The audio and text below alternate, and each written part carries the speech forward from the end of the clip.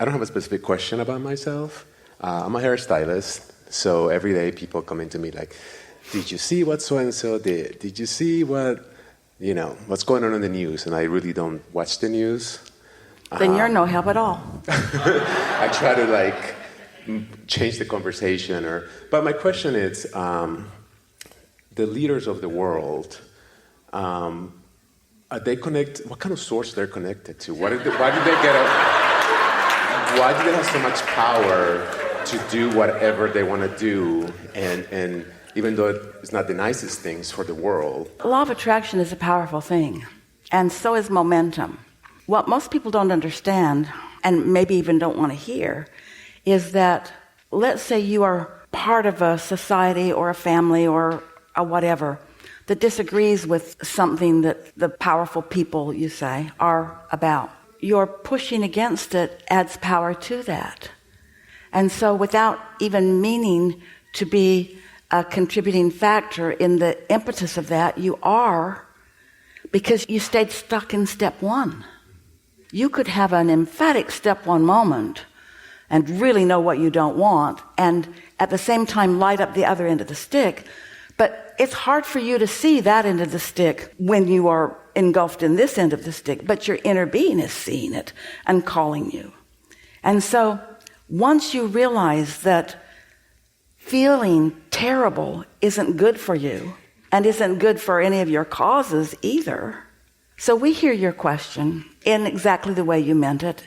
If it's as you say, Abraham, if source energy is completely non-resistant, if my inner being and everybody else's inner being is completely non-resistant, and the law of attraction is responding to that, shouldn't there be more power there?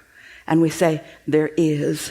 You just can't even imagine the power of that unseen force that is calling all of you forward. And that's why so many are feeling so much misery, because your inner beings are calling you in a current like nothing that you've ever experienced to this degree before.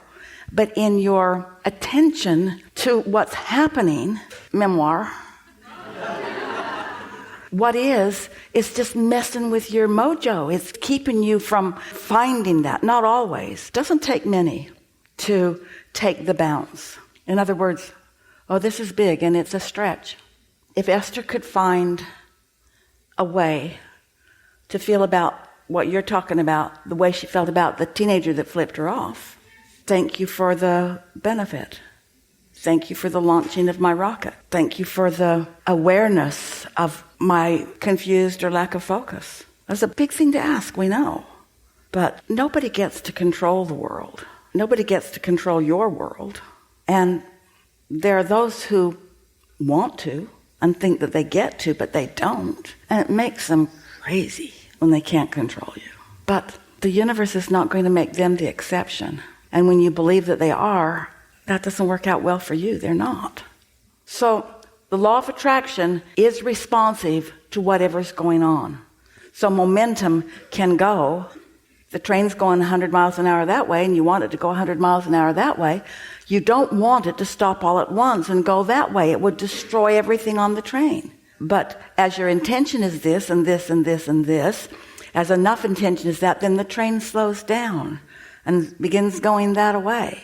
At the basis of your question, you may not know this, at the basis of most anyone who would be asking the question that you just asked, is a belief that there is right and wrong, and that source is focused on right, and so how can somebody who's focused on wrong be getting a foothold on anything? And we say, because there isn't a right and wrong. There is an individual choosing and an individual guidance and an individual moving in the direction of wanted or not. Once you get that, then you get your power. And then it's like our friend was asking earlier, how do you influence?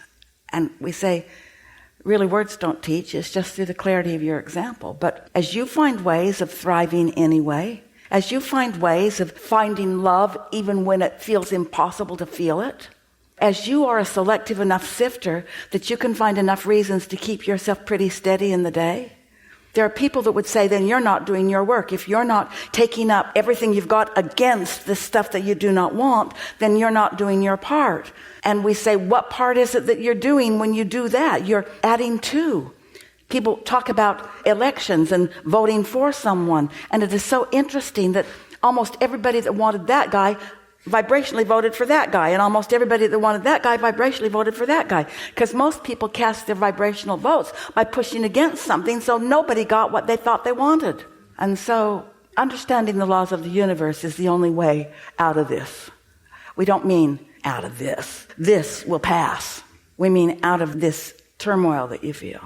Esther knows for sure that her insecurity in driving her new car was rooted in watching things that she can't control. In other words, you don't have to watch much that you disagree with and can't control before you begin feeling insecure, like somebody's going to drag you in your underwear out in the snow in bare feet. You witness something like that, and then if you're not fearing it for yourself because you plan on never going anywhere near, you fear it for somebody else. Well, that's what's insecurity. And so then the law of attraction brings you the insecurity that's in your vicinity. You trip on a curb, or you try to lift something that's too heavy for you. In other words, the law of attraction will fulfill your vibrational point of attraction.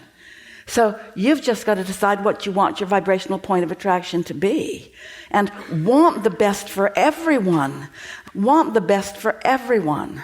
We used to tell this story a lot, and today it would not be nearly as popular. So we're going to tell it to you anyway. If you saw someone in the street bleeding, you'd help them, or most would. But if somebody flipped you off or was arrogant or rude, you wouldn't feel like helping them. Isn't that interesting?